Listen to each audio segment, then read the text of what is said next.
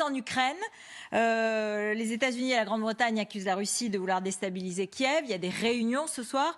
Et à l'instant, Emmanuel Macron souhaite la désescalade avec la Russie. Il va parler avec Joe Biden dans la soirée.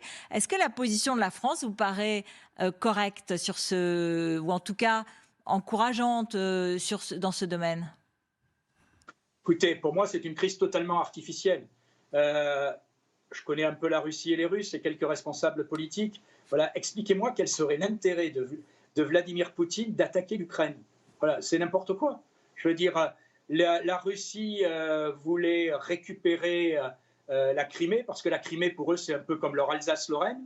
Voilà, mais après, ils savent très bien qu'une partie de l'Ukraine, et notamment l'Ouest, n'a aucun atome crochu avec la Russie. Donc je pense que tout ça, c'est on joue à se faire peur. On joue à se faire peur, mais avec un intérêt très clair. C'est que côté américain, ça permet à certains. Vous avez vu que, par exemple, les États-Unis livrent je ne sais plus combien de centaines de millions d'armes à l'Ukraine. Voilà. Donc je ne crois pas du tout à ça. Je pense que, pardonnez-moi, mais on se la joue pour se faire peur. Après, si M. Macron souhaite une désescalade, eh bien, je le félicite parce qu'effectivement, il est temps que tout le monde se calme. Il n'y a pas de vrai risque de guerre.